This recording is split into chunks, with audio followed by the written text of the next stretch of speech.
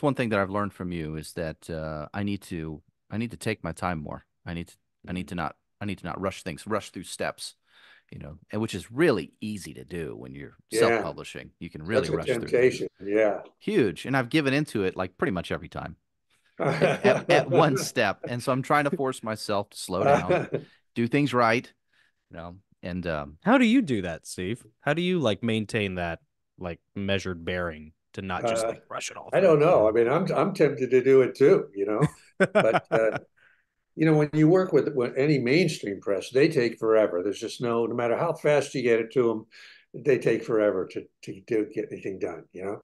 Um, but also, I think if you're doing it yourself, you got to do it right. You can't rush something and produce something that you're not going to be proud of when it's finally out there. yeah. So, Yeah. and Yeah. a lot of times I'm warned. There's a serious answer to your question, Jay. Is a lot of times my dreams will bug me on that. I'll have these dreams that will tell me you're rushing this. Take a. It doesn't have to happen in a week. Give it a month. Take do this pass right. And I don't want to go against my dreams.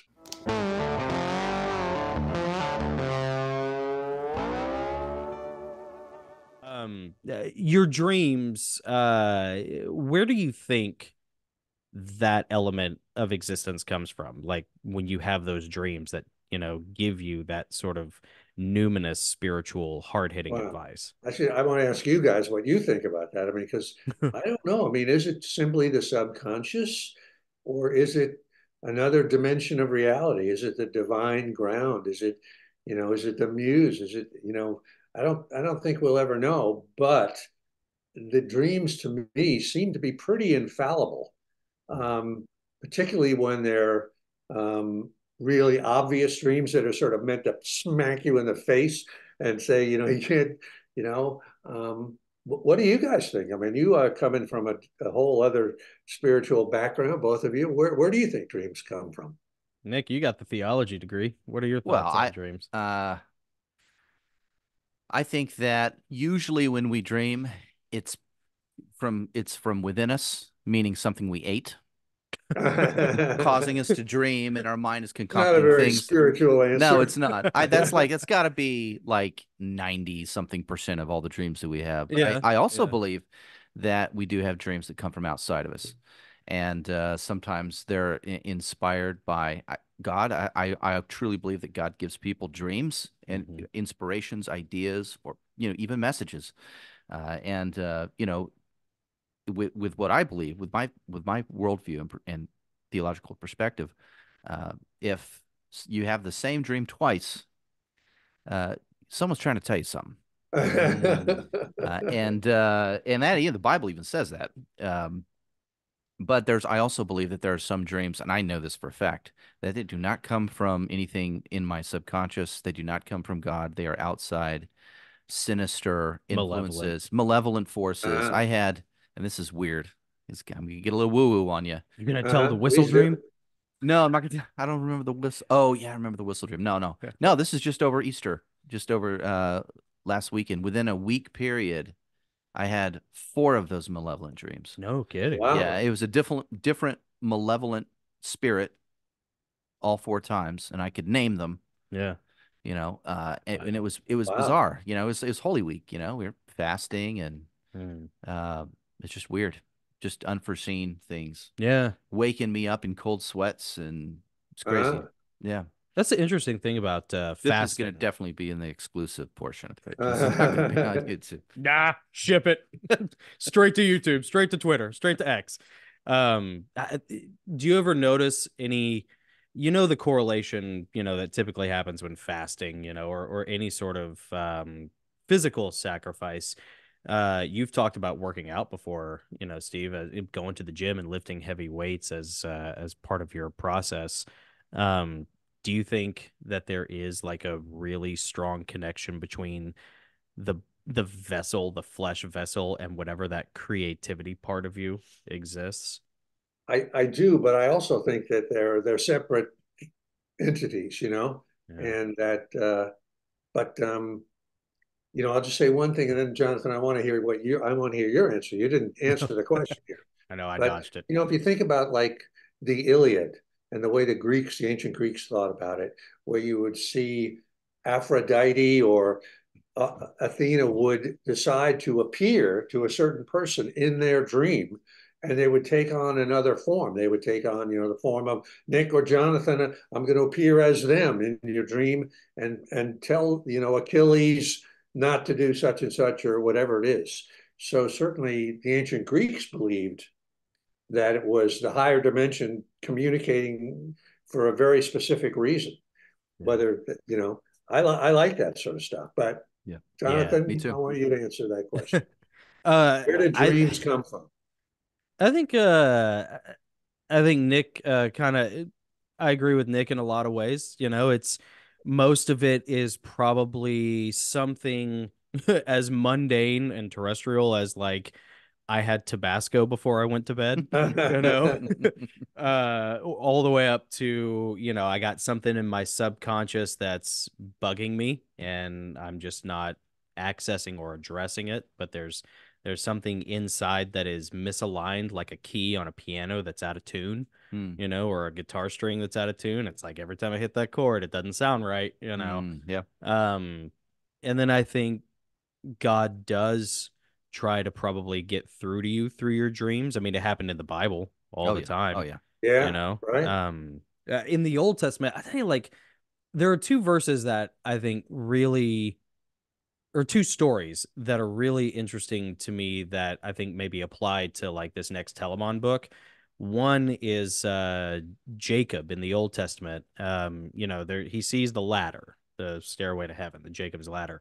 But the more interesting part of that story to me is the event at Peniel, which I think happened. That's yeah. It's the exact Yeah. same time when Yeah. he wrestles with what most people interpret as the angel of the Lord in order to, and he won't let the angel go. It's at night, they're Yeah. wrestling, and he wants his blessing, and he won't let the angel go until he gets it. And then this is so bizarre. Like my buddy Will, who's also a huge fan of your work and is a writer himself. He mentioned this to me. He's like, you always notice how like a lot of times the angel, whatever that is, has to leave before sunrise. Like it's kind of like this weird vampire thing, Mhm. that happens. But the angel tells Jacob, like, let me go for the sun is coming up. And then he basically dislocates his hip. He Mhm. touches his hip, and it's an injury that most people kind of assume that Jacob retains for the rest of his life. But it's this interesting thing about there's a human, just a human being who literally and spiritually wrestles with the Lord Mhm. at night and doesn't lose, like doesn't just get smacked by. So it's very, there's almost like this weird, I'm not going to articulate it well, but this weird negotiative struggle that seems to happen, whether that's just our own perspective, but it seems like it kind of punches through Hmm. in dreams. And Yeah, that is a really deep thing. That whole, Jacob wrestling with an angel. Have they ever done a movie about that, or is anybody you've done a no. directly addressed it in a book or anything? Because I mean, there was, that movie with Tim Robbins, Jacob's Oh, Ladder, but Jacob's Ladder, really yeah. about it at all. Yeah. Uh, That's still a good movie though. That's yeah, still really good, really scary movie, freaky yeah. movie. Yeah. Yeah. Yeah, dude, when that like that Lovecraftian monster tail comes out of like that chick's dress when they're dancing at the party, I was like, I don't know, I might be out of this.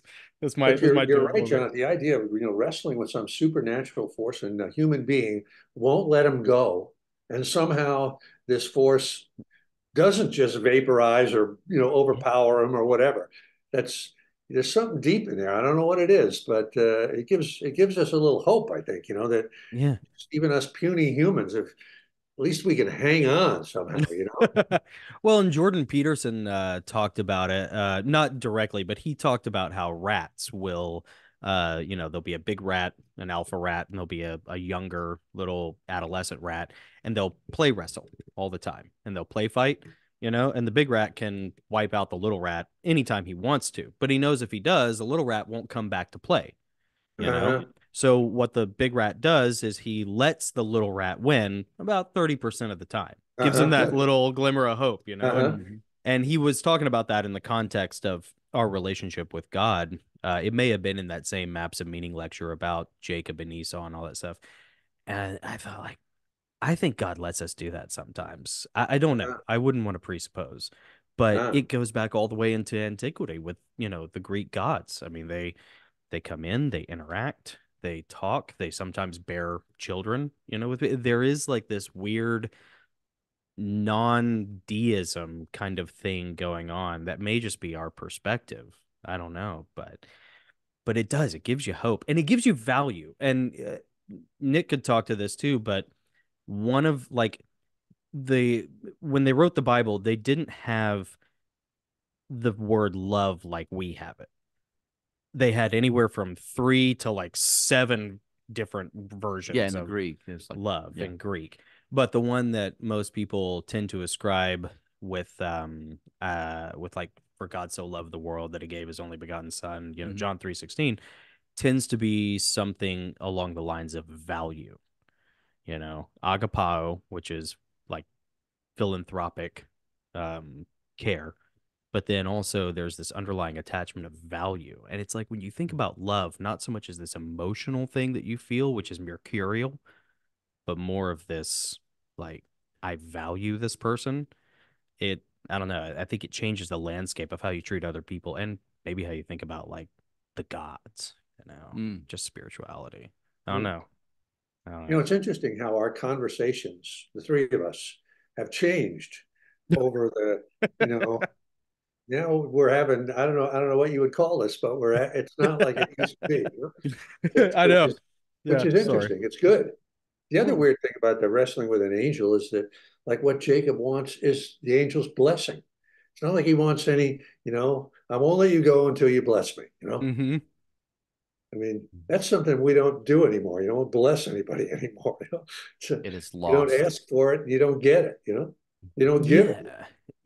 Yeah, it's strange how he's not asking for a mighty kingdom, he's not asking for great wealth, or anything almost tangible. Yeah. He's asking for, in a way, a blessing is it's an inheritance thing, but it's also kind of a permission slip for the keys to the kingdom.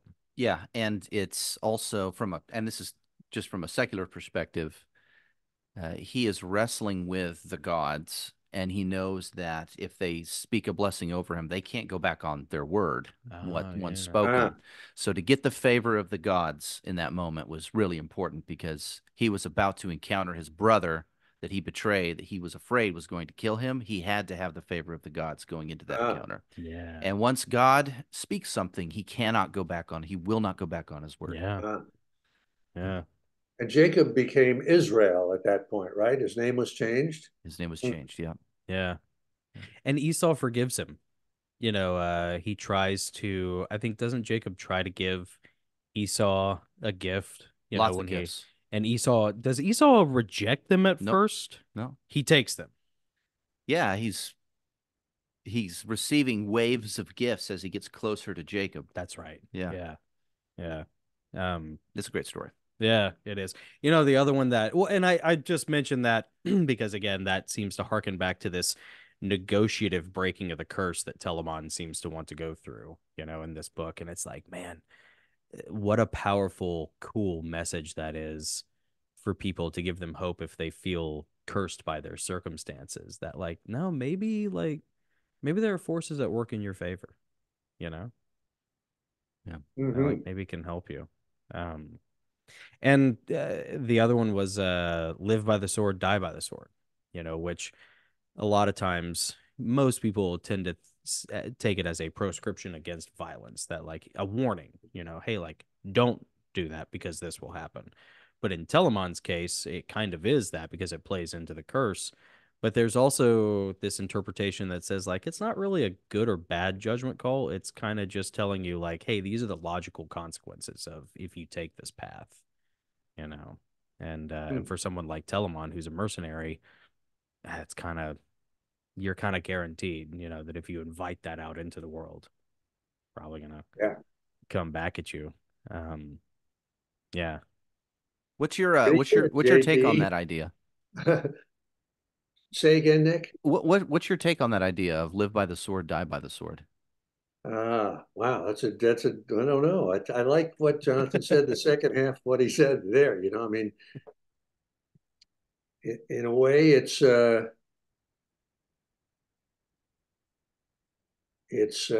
won't say it's a curse, but it's when we choose one path of seeing the world, or it's almost like when you start a book, the ending is already there, and, this, that the climax has got to be by the sword one way or another. There's no way to get around that, Yeah. Yeah. or if it's love, or if it's music, or if it's something else. Um, I was just thinking it'd be really interesting if there was some magic instrument that could scan our soul, our body or our soul, and tell us and answer the question, am I under any kind of a curse? You Mm. Oh know, yeah. or am Mm. I under any kind of a blessing? And they would tell you, oh yeah, you were back and you did such and such a thing, and you're definitely under a curse, and that's why, you limp on your left side or whatever it is. It'd be really interesting to know that. You're like those demonic dreams you were talking about, Nick. Who knows? Yeah. Who knows what Yeah. that? Did you like write them down and think about them, process them in Well, any way? I thought about them quite a bit. I didn't write them down, and I, I kind of knew what was going on when I woke up and I was thinking about them. I knew what was going on in the dream. I felt like I knew the identity of these spirits, but I didn't know Ah, why. I still don't know why I was having these dreams.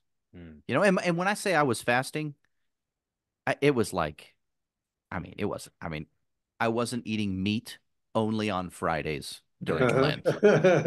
I was eating and drinking everything else all the time. So it wasn't like a huge change to my diet or anything like that. ah, It was just during Yeah, those let's not go days in the beginning. crazy. Yeah, You I'm not know, gonna go crazy. yeah. come on, we all gotta live here. I mean, I'm a Christian. I'm not like a Shiite Christian. You know, An ascetic Christian. yeah, Yeah. Nick's over there in the corner with a silice, just I'm whipping Baptist. himself, I'm Baptist. You Yeah, know what I mean? yeah.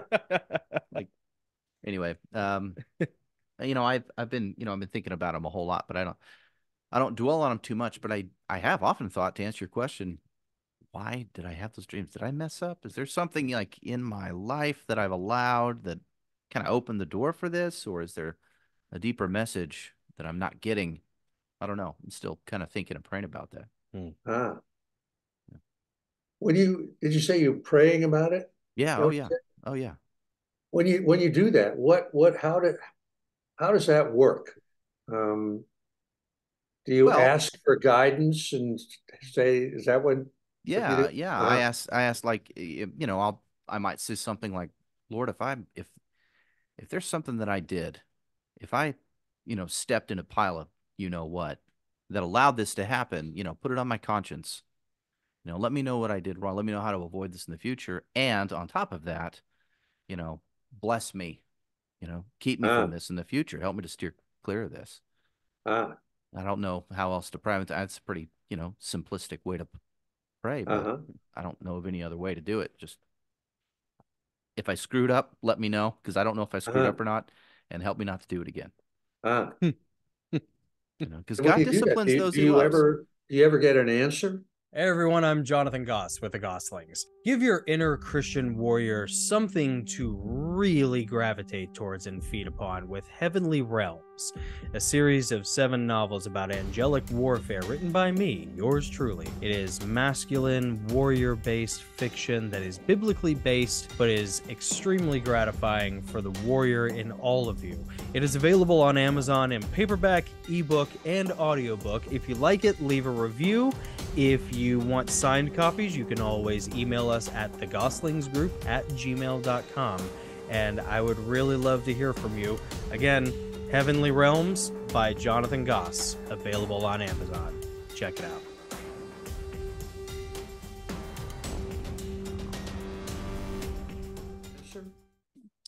Yeah, sometimes. I mean, not in this particular case yet. I'm sure I will. But yeah, I mean, you normally the answer either comes from uh, it either comes from something I read in the Bible, Uh-huh. or the answer comes in the way of a conviction, or the answer could come in the way of someone walking up to me. It could come from a conversation with someone else that Mm, God put Uh-huh. in my path. yeah. Uh-huh. That's happened oftentimes too, but usually it's through Uh-huh. Scripture. Uh-huh.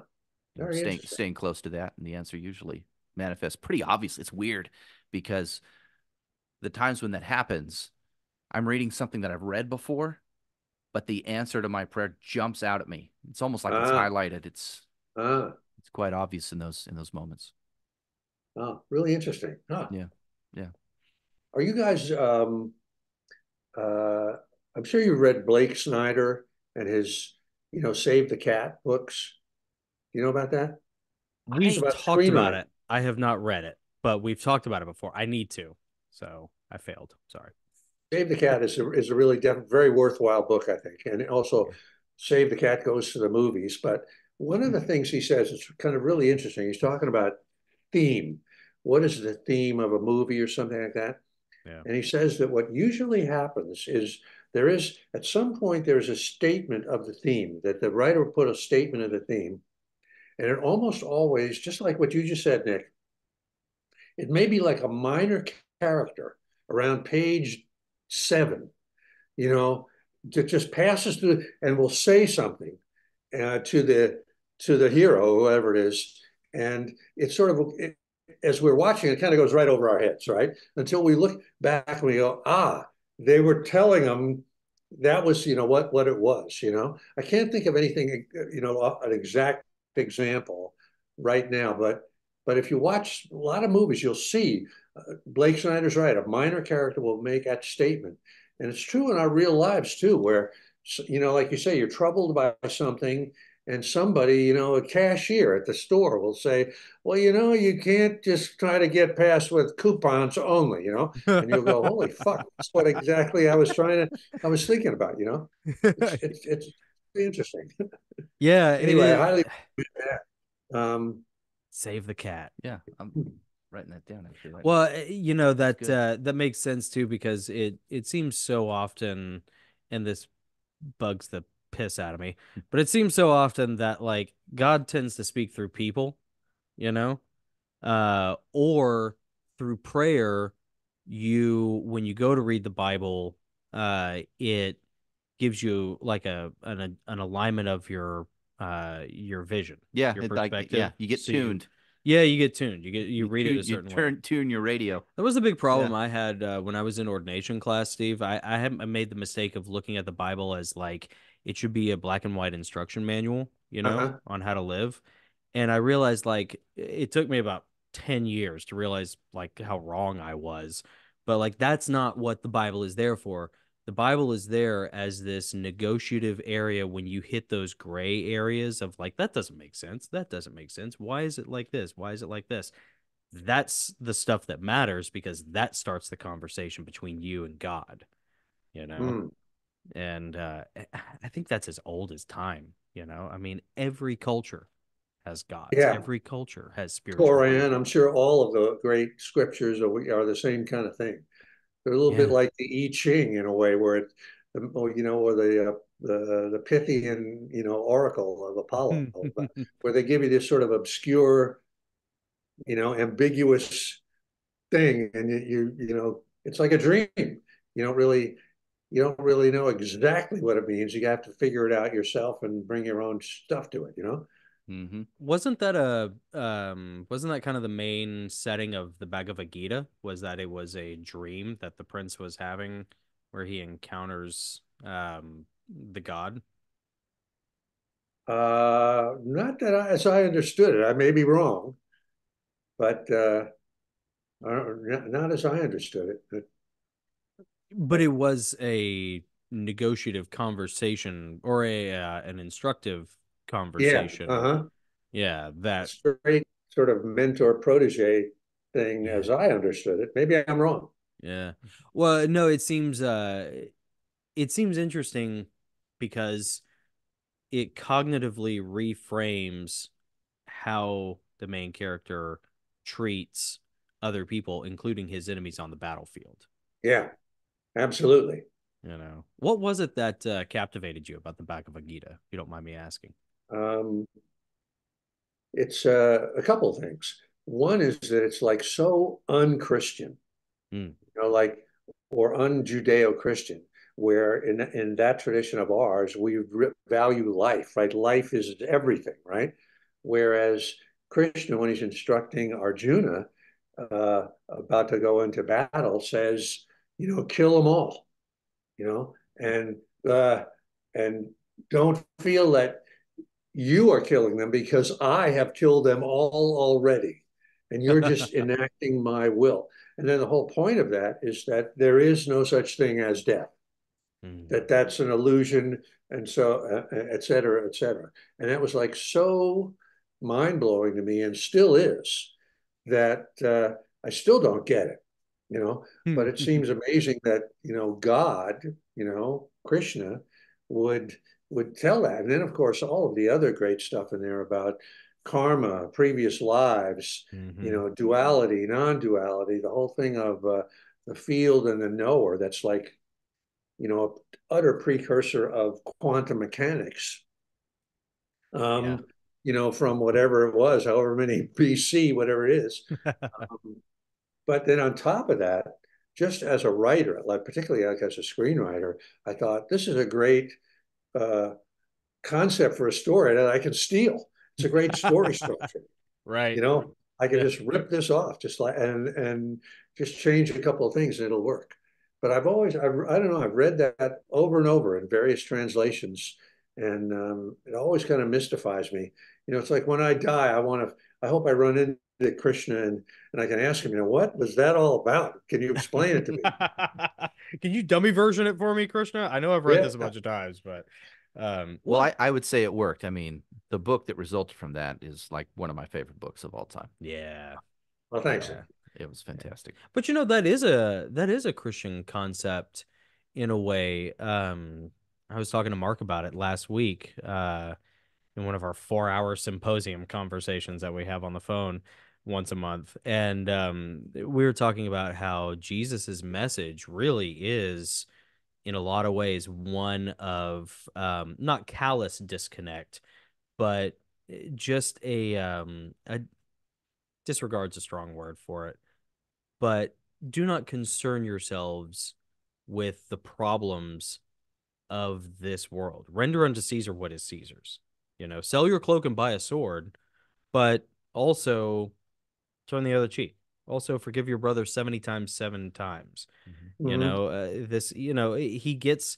Jesus gets annoyed sometimes when he has to go resurrect somebody, and Yeah. it gets fed up in a lot of ways. Wicked and, generation, you always need a sign. There is this underlying message that I think kind of parallels what you're talking about of like not dispassionate disconnect, but just there's more to life, there's more to reality and existence than the concerns that are all surrounding us, even to the point of like, health, life, poverty. I mean, your mom felt imprisoned by her own body, Yeah. and how many other elderly people have just felt trapped in their own body. And how is that just like a biological survival instinct? Like there seems something, you know what I mean, Steve? Like there seems something like Yeah. numinous there that wants to break out that's different. Yeah. Yeah. I mean, I certainly have felt trapped in my own. We're all trapped in our own bodies, right? When they start, going wrong on you and letting you down, you go, well, how can I get out of this thing that's torturing me, Yeah. And Yeah. which This is thing really sucks now. I just want out. just what you were saying, Jay. Like um, we take everything so freaking seriously through our egos and things we're hanging on to and we're afraid of and all that kind of thing. And from the higher dimension, if we could get there, you know, not just disregard. You're right. Disregard is not the right word, but you know, look beyond them a little bit if we can. If we can, it's a great thing on those rare moments when we can. Yeah. Yeah. Yeah. Um, I'm sorry. I know, Nick, you've got like six awesome questions. I'm just like Well, sitting I here Nick, am I running stopping you from roughshod. answering, from asking something? we've been swimming in the deep end, and I've been loving every second of it. This has been great. It feels weird to change gears and a little bit and kind of steer it back to writing, but Well, okay. and maybe it shouldn't. Maybe it shouldn't. That's all right, because I got a way to like segue. So Okay. so we were talking about the ego. Um, I had a question that I wanted to ask you. A friend of mine, who is also a writer, a talented writer, and a big fan of yours, um, kind of did something that with his writing that a lot of other successful writers have done, um, such as Jack Carr, Dan Brown, Lee Child, and then there are some others that I'm forgetting. Um, but you did not do, and that thing is the author insert character as the protagonist. That's something that, with the exception of the virtues of war, um, and arguably a man at arms, you've never really done that. Your characters, your narrators, your perspective characters have always been bit players or people reminiscing or, people who are not the big badass hero of the show, looking at the hero of the show. Was that a writing mechanic decision, or was that more of a philosophical decision for you to Well, do? that's a great question. That's a great question. Uh, and you're right. I have tended to do that, um, and I'm not sure why. Uh, Well, you're a very external person. You kind of don't this frustrates me as a fan, but as a friend and someone who cares about you, I always respect it. You don't like talking about you. uh, but also, I think in a way, let me take a shot at this because I don't know if this is the real answer or not. Okay. But when you have a larger than life character, that's the center of the story, um, like Lincoln or somebody like that. Um, sometimes you, the author, need an intermediary character to let the reader into the story, because it's such a leap. Like, I just was reading a little while a book that wasn't really about JFK, but it was written by the last man standing who was part of that Camelot kind of thing. Oh, His name is cool. Charlie Daly, who's Yeah. like 90 something years old, and he wrote it with his son. Anyway, I thought that was a great way to get at the JFK White House was through this this intermediary guy that you the reader could relate to. He sort of talks about growing up in Catholic school. He lived in wherever the hell it was in Boston, whatever it is. So you get that and you sort of can relate to him. Oh, he's a guy I could know, I could hang out with, I understand. And then suddenly he finds himself in this White House, and uh, it's a great point of view, I think, to these larger than life characters. But I don't know. Maybe I was afraid to do it, but yeah, I don't know what the answer really is to that, Jonathan. I kind of like. It's funny. I'm writing a new thing right now, and I'm doing that same thing. I have I have like a kid narrator, sort of like a Huck Finn type of narrator, Yeah. telling the story about another larger than life character. So maybe I don't know. Maybe it's just a trick that works for me. Yeah, it's a solid framing device, or a narrative device, I should probably say. Yeah, yeah. It's a Um, narrative device. for writing. That book you were mentioning, I looked it up. It's called Make Peace or Die, by Yeah. Charles Yeah. U. Daly. Yeah. Looks like a good book. They also quoted you on the homepage, so I'm Ah. already a fan. Um, but yeah, it is. Well, that's why Virtues of War was such an interesting turn for you, because like that's a heady thing to take on, you know, the big hero character of this story you've chosen to tell with the voice of that character. Like that's Yeah, a that that's was a that was a challenge. But that yeah. one happened. I know I've told you guys this, where I the way that book started was the opening two sentences of the book sort of came to me Mm. out of the blue, and I knew they were the start of a book, and but I've I been a didn't soldier know all my life. I've who known the character like that. was. So I Yeah. was sort of given that assignment by the muse, and I couldn't sneak out of it. Yeah, Yeah. Yeah. yeah, You're lucky it didn't come to you in a dream, you know. yeah. Would have been a Well, fiery it may peyote have. I dream. don't know. I don't can't even remember when those sentences came to me. You know, that's the funny thing about being a writer, Steve, is like you don't need peyote or ordeal poisons. No, You just have your the whole thing, like creativity. we were talking earlier about prayer, right, Nick? Right. And to me, what we do as writers is prayer, Mm, in a sense that we're kind of reaching up to a higher dimension and saying, give me a story, give me a yeah. story, and just let me be the medium that, uh, you know. And we're trying to efface our egos, just like you would in prayer, Yeah. right? Um, Right. and be receptive and be non-judgmental and silence the censor inside us and let this holy thing, we hope it's holy, come through us. Yeah. Yeah, and it sounds like, and it segues kind of into one of the questions I had for you. I mean, if it's like a prayer, you're not. If you're a new writer, that prayer shouldn't be, "Give me something I can sell."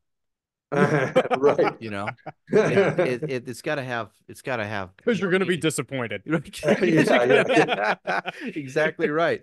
But you have this whole idea of it being having a practice. Yeah. And Oh, yeah.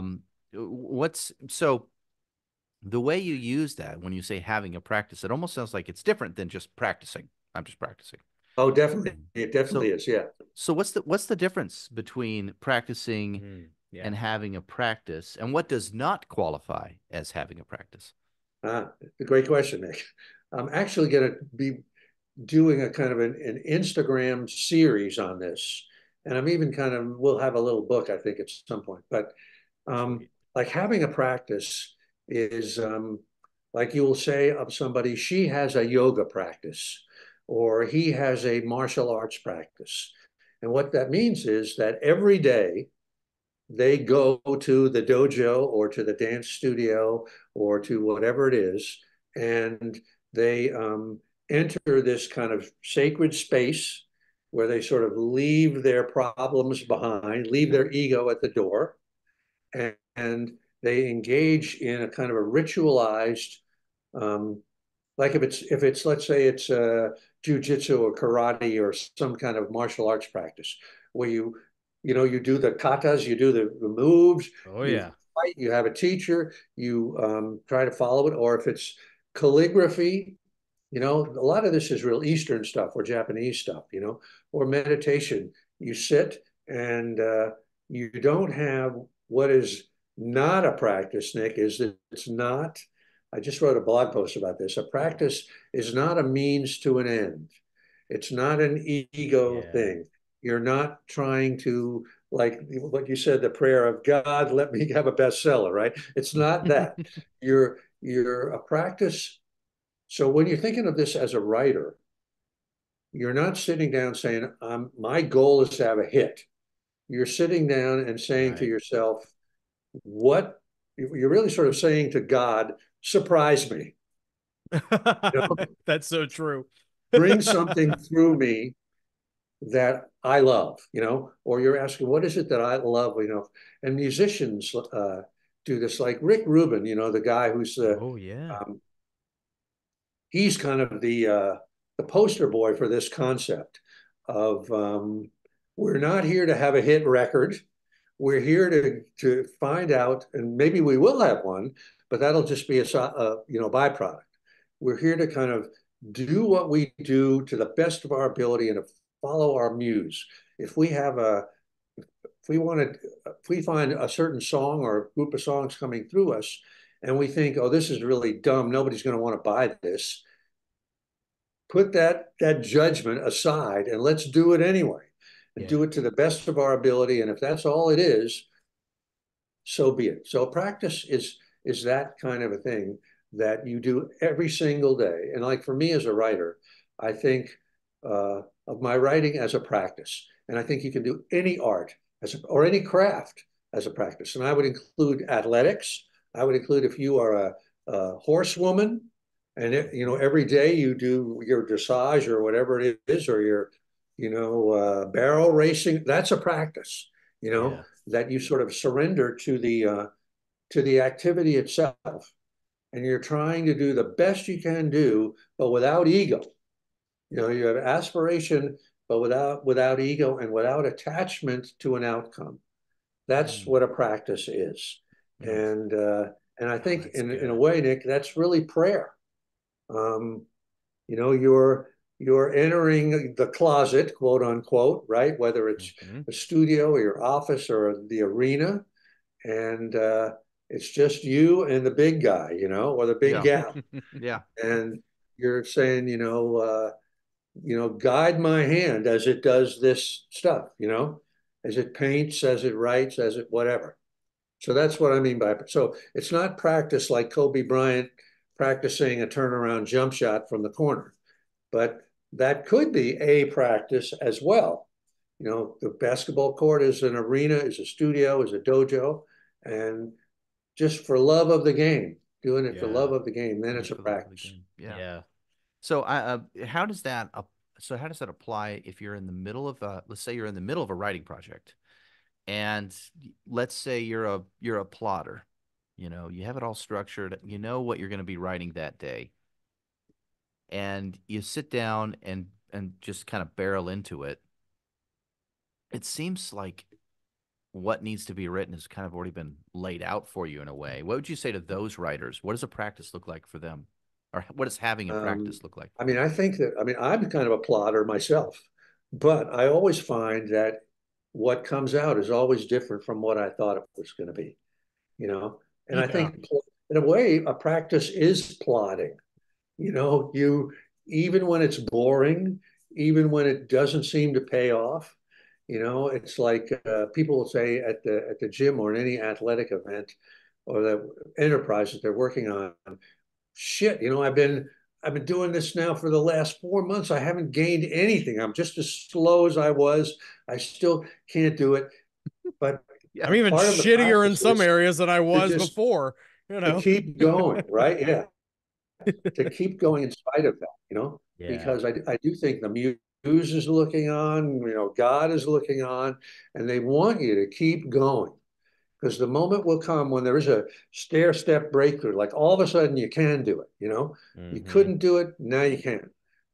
So I think a practice is plotting, and a big part of this, Robert Greene talks about this a lot, Mm, is yeah. that a lot of uh, achieving mastery, to use his terms, involves tedium. If we're trying to become concert pianists, we got to play scales over and over and over and over and over, right?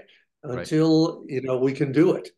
Um, Yeah. so being plotting, I think, is part of a practice. Yeah.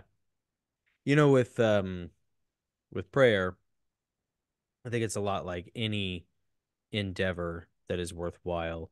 The two things, to me, the two things I think you need are like humility and authenticity. I think deception and ego are probably the two biggest spiritual uh, malefactors that can derail you. So I think if you come to anything with that attitude of just like, okay, I'm not going to be like Lucifer and let pride be my downfall, you know, and I'm not going to Uh-huh. be like Satan and be the father of lies here, you know. So as long as you can just tune yourself, because that was Solomon's big deal. Give me wisdom, that's all he wanted, and from there he got everything else. But your objective as an artist, you're so right, Steve, and we talk about this all the time too. Your objective as an artist, especially as a writer, is not, oh, I want to have the Solomaic riches. I want to have whatever that is, a bestseller or whatever. You have to have that humility to be like, there's something that is, and you speak about this all the time, there is something that is working through me, and I'm just the instrument for it, and it's something that's going to make the world a better place. It has merit beyond that. And Yeah, you hope. Yeah, exactly. yeah. And that practice thing, it's so true. I noticed that in the gun world. You talk about scales in music. Yeah. Um, it's the same thing when you go to the range. You go to the range, you practice the same things over and over again. It's the same, just rote positions of your body, your footwork, your breathing, your stance, your fingers, all those things, front sight, squeeze, and those fundamentals that you build. I noticed it when I started playing guitar again. Those fundamentals that you build then undergird your ability so that you can then start being artistic. Hmm. But you have to like have that first. I mean, you can still like dink around, Yeah. I guess, but whatever. I have a So, question to piggyback on what you're saying. A question for Steve. Where do you think it is that most writers or artists, but in this context, writers, where do most writers fail? hmm, Why do they fail? That's another great question. I think they fail because they quit, they stop, um, because um, it's such a long grind, as you guys know, and it's again, it's like the muse is looking down on us and saying, "Is this guy serious? Is he really worthy of my favors?" yeah. And she looks down after a year. Oh, he's still going. That's pretty good. After five, oh, he's still going after 5 years. I like that. And but if you stop after year seven or something, that's not good enough. That's why a practice also, Nick. One of my other definitions of it is a practice is lifelong. Yeah. We're not just doing this till we have a hit and we can move to Hollywood or whatever it is. We're doing this until, they take us out feet first. Um, and and to think of life as a practice. It's like, how can we get out of this physical body, this ego that's fearful and greedy and acquisitive and competitive and get to that higher level that we know is in there. And that's what a practice is all about, I think. To show up every day, to grind, when it's boring, when it's tedious, and so on and so forth. And that's the proof that I think, the angel that's wrestling with us wants to see. Do you ever find one specific part of the process, whether like it's act two or maybe, the inciting incident, or whatever it is, to be a perpetual roadblock or trouble spot for you? Like, I got this coming up. This is gonna suck. Yes and no. I mean, I certainly Act Two is a killer for everybody. We always get lost in Act Two. Mm-hmm. But to me, it's all hard from start to finish. And so, That makes me yeah, feel better. it's Thanks. all hard. It's that angel fighting us all the time. Yeah, right. Um, yeah, I wonder about that as someone as practiced as you. Do you ever have any projects that you were thinking like, man, maybe I made a mistake. Like maybe this is Mm. not going to work out. And if so, like, do you ever see other people sort of encountering those same things? That's a great question, Jonathan. And I always think it's a mistake. We were talking, I think, before Hmm. about self-doubt. Mm. Like the thing I'm working on now. Maybe like 2 months, 2 or 3 months into it, and I'm filled with self-doubt. It's just a dumb idea. Can I do it? I think it is a dumb idea. But again, I think that's another part of the idea of a practice Yeah. that I just, I know I'm seized by it. I'm going to get through it one way or another. Because I thought that way about Bagger Vance. I thought that way about Gates of Fire. I thought these are dumb ideas. Nobody's going to like them. I'm not good enough to do them, and I don't know how to do them. And they both turned out fine. So I do I'll think say. Yeah. that I'm always doubting myself. Did you worry about that at all with the War of Art? Yeah. Uh-huh. Really. In fact, there's even a little chapter in the War of Art where I'm talking about how um, the way resistance was trying to stop me from writing this particular book. Yep. You know, came up with some pretty subtle reasons why I shouldn't do it. Yeah. So yeah, everything I've ever done, I feel that way. Wow. I'll miss a day. I'll miss a day and I'll feel that self-doubt. Like, see, Nick, you're not committed. And it's like it's It's not always going to get waiting done. for you, Yeah. you know? See, even if you come back tomorrow, you blew it. You blew it Yeah. today. You just proved to yourself that you'll never get it done. It'll never happen. So just Hmm. But what? again, Nick, that's just the voice of resistance. That's all that is. There's no truth to it. Yeah. So, as your uncle, I will say to you, it's okay to miss a day. You know, Thank and you. we all miss days. I'm missing today. Um, did I tell you that thing about what a couple of things that Jack LaLanne said? Mm-mm. You know No. who Jack LaLanne is? Oh yeah. Yeah. Like the original kind of fitness guy. Like once a Yeah. year, he's like 80 years old. He had the He juicer, right? he would jump in the East River and tow a barge with his teeth, That's through a right. like he'd have and swimming up the Hudson River, whatever. But one of the things he said was, "It's okay to miss a day at the gym, but on that day you're not allowed to eat." Oh yeah, there you go. and Yeah. uh, and he also said, "Every day you miss, you pay 6 days to get back."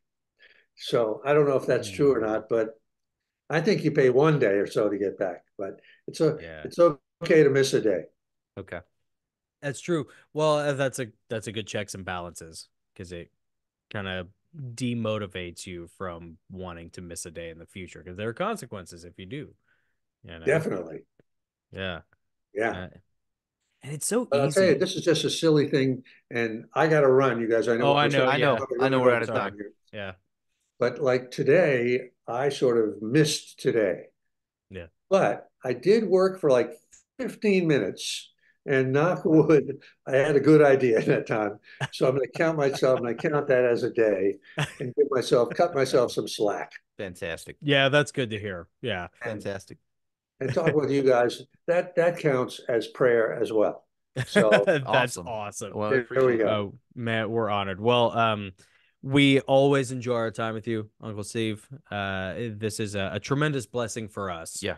and we Likewise, I really hope this enjoy. was valuable to whoever's listening in here. I don't know. We kind of got into the weeds a little bit, you Oh, know. we did. Yeah, I think our audience kind of likes that stuff. Like our audience really enjoys the esoteric, Christian spiritual stuff. We talk about like the Nephilim and just all sorts of like weird things in the Bible that no one else talks about. So like touching on these subjects in a spiritual way, I think will probably really resonate with people. And if it doesn't, whatever. We really enjoyed it. So.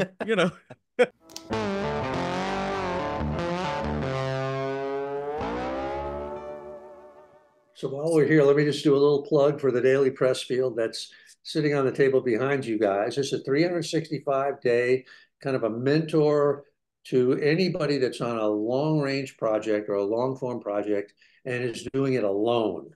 You're not in a school, you're not part of a film company or anything like that. A book, a movie, whatever it is. This is a great companion to it, and we have it in all kind of forms, signed copies. The thing behind you guys here, that's a gift thing. Anyway, a little pitch here for the Daily Press Field, brand new. We have absolutely enjoyed it. It has been a tremendous, like almost like writer's daily devotional for us. That's Yeah, exactly what it is. that's what it is. Yeah, Yeah, it really it's is. a And devotional. it's been so funny because I will journal in my in the notebook provided, you know, Mm. and then I'll find out like whatever I write in here, I've noticed over the past 2 weeks, like a couple of things have happened. One, I stopped just writing it as a journal, and it's almost like I started writing it to other people. So it gets you outside of your own ego, and it gets you like sort of caring about other people's journey, you Cool. know? And then the other thing I found was funny was you would write about something, I would journal about it, and then I would read the next entry the next day, and it would cover the topic that I just talked about in the previous Ah, journal how entry. about that? Wow. Yeah. So Huh. like Dude, it gets you in the zone Yeah. to think about yourself, to think about what you want, think about what you need, think about what you're here for. Like it is such a cool grounding rod for people. We've absolutely adored it, as we do all of your stuff. But like Please, this can has you been, include that, Jonathan, in whatever, pitch we're putting out there? Particularly yeah. what you did with the companion journals. That really looks great. I'm very impressed. Oh, it's absolutely true. Like I noticed it about 2 weeks ago. I legit was like writing a thing. I can't remember exactly what part it was. I think it was about the not the inciting incident. It was in week 15, I think. But anyways, it doesn't matter. And I literally got to a point where I kept writing about a thing and then my commentary on the thing, and then I flip to it the next day and read what you had written, and it's like, oh, literally this part about the hero's journey, about like, you have to like become a better part of you, you have to become a better version of you or whatever. That's literally what I just wrote the other day. I think Steve is like steering me in a certain direction here, and Oh, I'm glad you said I'm that. on the Not. train. Oh, you know what? Steve's probably onto something there. Yeah, You are. boy, this Steven Pressfield guy, he's kind of got it Yeah, he together, gets it. He you know. gets it. Anyways, You're the best, man. Thank you so All right. much. God bless you, my favorite nephews. You bet. Till Hey, you next too, Uncle time. Steve. thank you, You Uncle got it. See you Steve. next time. Always a pleasure. Take Okay. care, my friend. God See you. bless. Hey guys, if you're enjoying this conversation, you like this interview, and you want to hear some more of it, including some down and dirty stuff we're not allowed to say here on YouTube, head on over to patreon.com/the Goslings, sign up for one of our tiers, and enjoy some exclusive content. That's right. And remember, keep it cool. And these are interviews that strike down the darkness. That's right, baby. A vertical punch.